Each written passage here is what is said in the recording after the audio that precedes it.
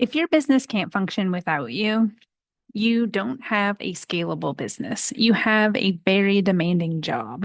And if you're exhausted, constantly in execution mode, and secretly wondering why growth feels heavier instead of lighter, this is probably the reason.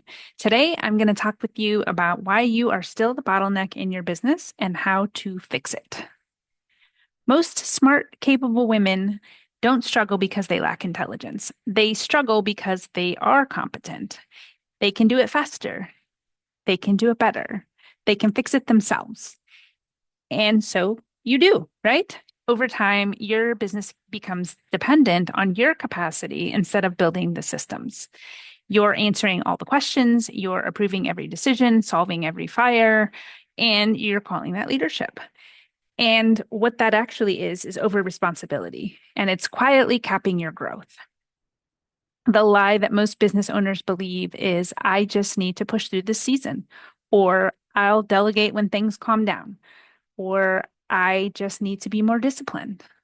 No, scaling is not about stamina, it's about structure. If growth strategy depends on you working harder, you don't have a scaling strategy, you have a survival strategy.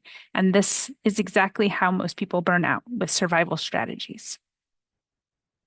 Real scaling requires three things: systems, clarity, and intentional delegation. Not more hustling, not needing to do more, not needing to design better. So here's how you start to fix this. Shift number one, decide on the things that only you can do, not the things you prefer, not what you're best at, the things that only you can do. Things like vision, final decision making, high level strategy. Everything else is trainable and can be handed off as something that you either hire someone in to do or that you can delegate. The next shift is document before you delegate. Most people try to delegate from here, and that's great, except, it's kind of chaos. If it lives in your brain, it can't be scaled.